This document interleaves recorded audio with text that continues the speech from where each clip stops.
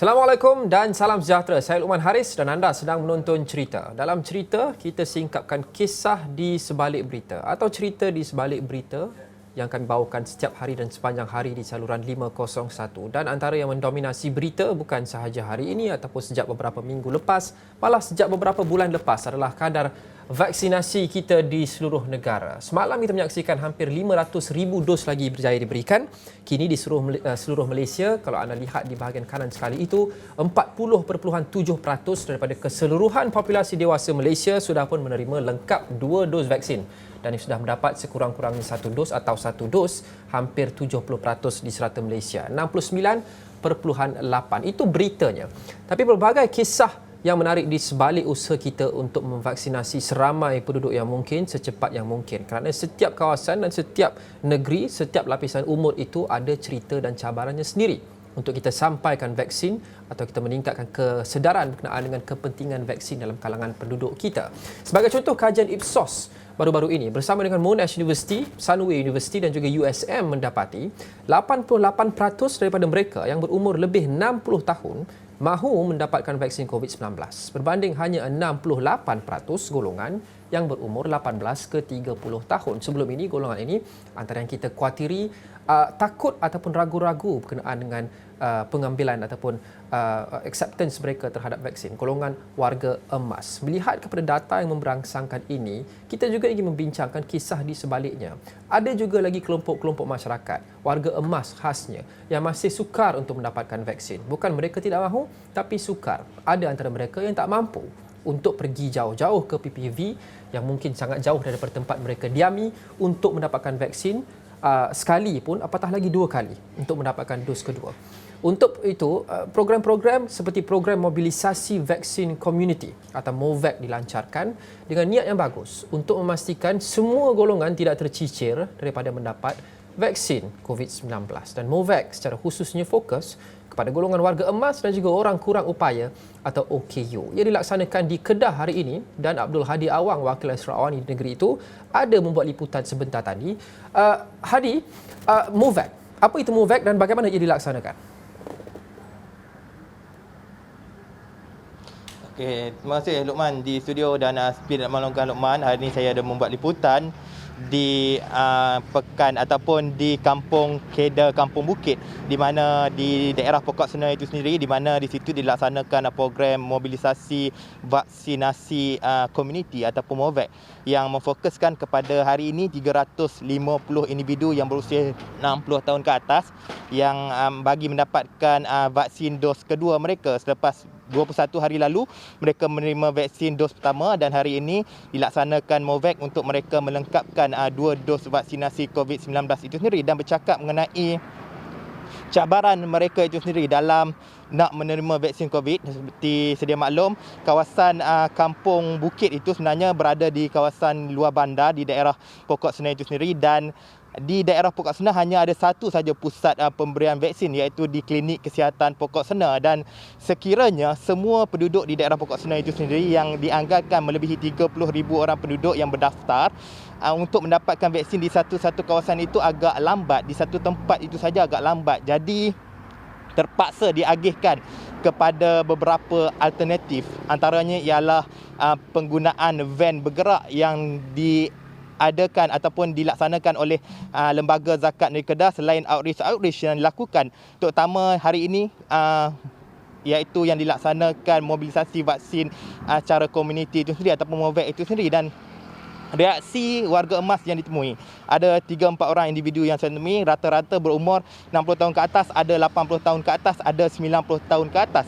Mereka menyatakan bahawa sekiranya program seperti ini tidak dilaksanakan, mereka nak ke PPV itu agak sukar berbanding kumpulan-kumpulan yang memberi vaksin ini datang sendiri ke kampung-kampung mereka, datang sendiri ke dewan-dewan di kampung mereka dan memberikan vaksin di situ, berbanding mereka bergerak sendiri ke pusat-pusat vaksin yang disediakan. Ini kerana dari segi pengangkutan, satu dari segi kesihatan mereka itu sendiri, ada yang tidak larat berkerusi rota dan sebagainya. Dan ada juga mereka menjelaskan bahawa ada antara mereka yang menerima temu janji vaksin itu di luar daerah pokok sena itu sendiri. Ada yang menerima di Alostar yang jaraknya lebih 25 km dan ada yang menerima di daerah Padang Terap yang jaraknya juga sama iaitu sekitar 20 ke 30 km. Itu agak menyukarkan mereka untuk bergerak sendiri, Luqman.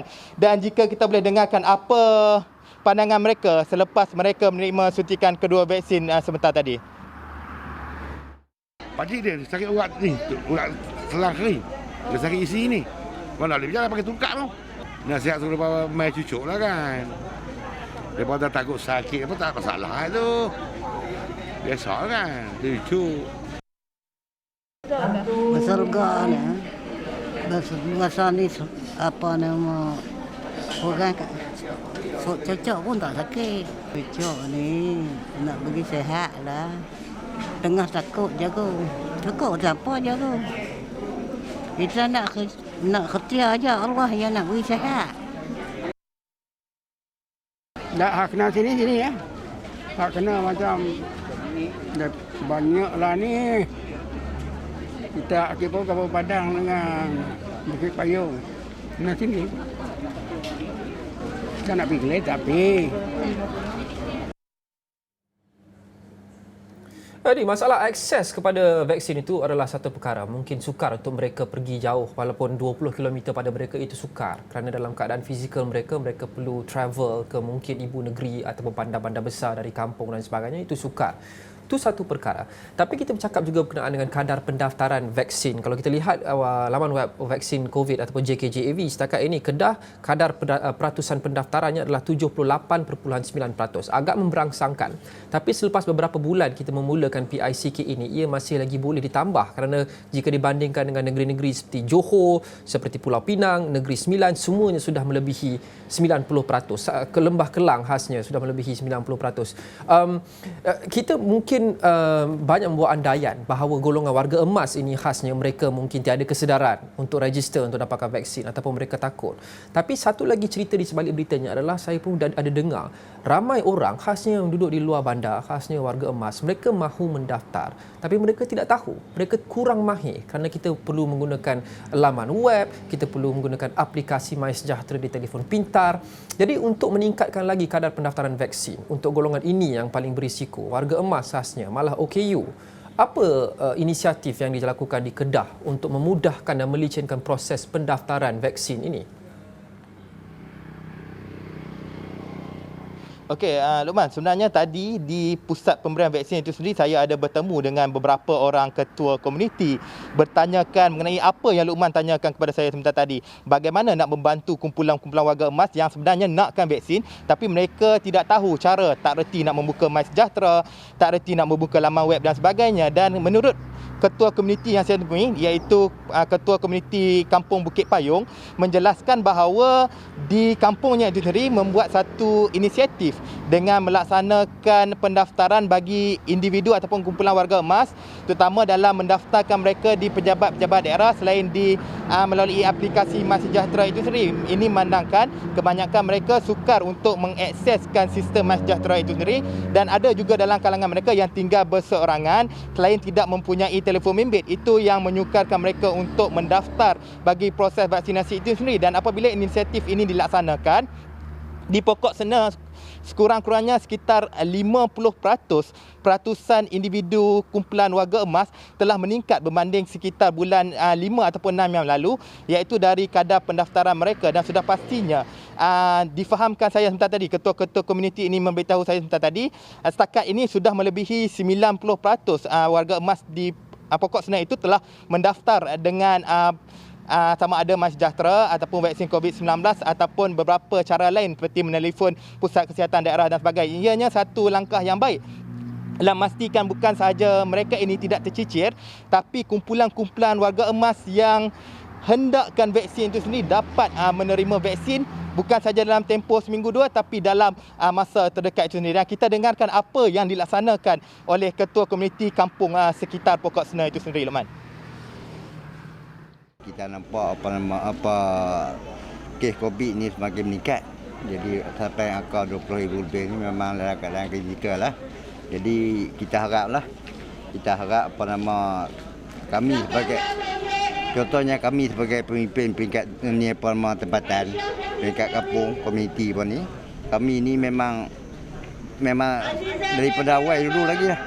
Berusaha untuk mendaftar, kemudian membawa pesakit lah, kita kata macam contohnya warga Mas apa ni semua ni, OKU apa ni.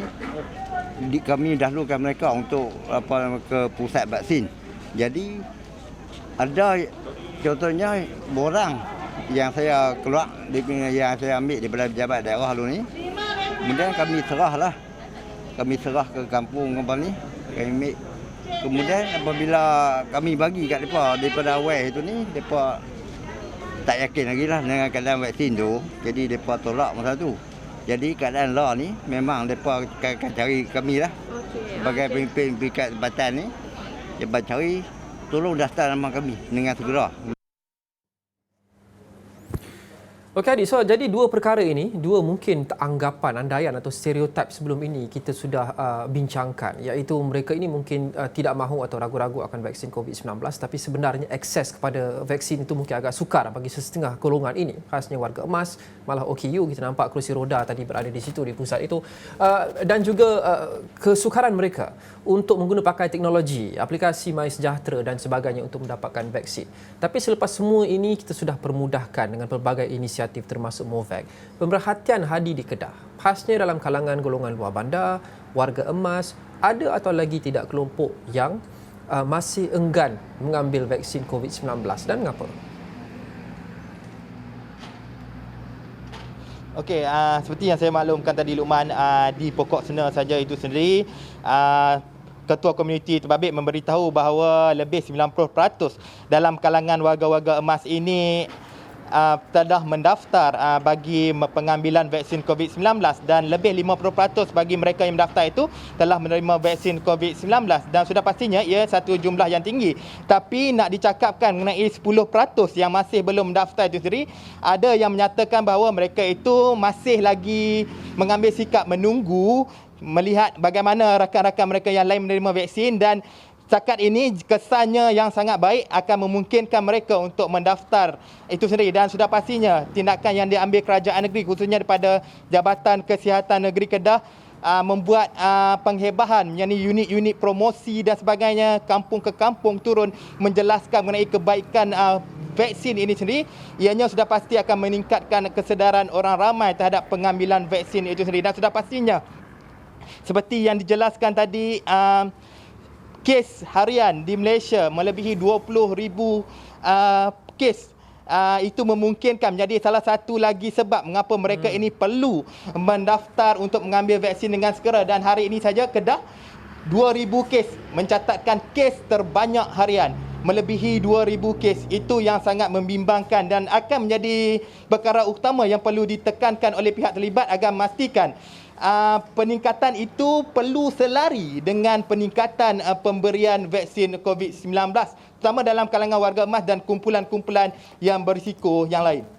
Ya, terima kasih Hadi Awang, Wakil Astro Awani Kedah. Lebih 21,000 kes kita catatkan hari ini di seluruh Malaysia, rekod baru, angka harian kes baru yang tertinggi setakat ini, dan setakat ini Kedah sudah menyaksikan 27.8% daripada keseluruhan populasi dewasanya sudah menerima 2 dos vaksin COVID-19 dan di seluruh negara 40.7% angka itu. Kita harap dengan inisiatif-inisiatif sebegini akan bukan sahaja memudahkan akses tapi juga meningkatkan kesedaran berkenaan dengan kepentingan vaksin, sekaligus kita mempercepat usaha kita untuk mencapai imuniti kelompok dan kembali kepada hidup normal seperti dahulu, insya-Allah. Dan bercakap berkenaan dengan hidup normal, sekolah dijangka akan dibuka semula pada 1 September nanti. Kita bercakap berkenaan dengan vaksin, apa juga cabaran menjelang kita nak buka semula sekolah ini. Ratusan ribu individu, murid-murid, guru-guru, pekerja, kaki tangan sekolah semua akan kembali. Bagaimana kita memastikan pembukaan sekolah itu dapat dilakukan bukan sahaja dengan efisien tapi dengan selamat dan juga berpanjangan supaya kita tidak perlu tutup lagi sekali sekolah jika ada kluster dan sebagainya selepas ini. Itu selepas ini, kita akan kembali, jangan ke mana-mana.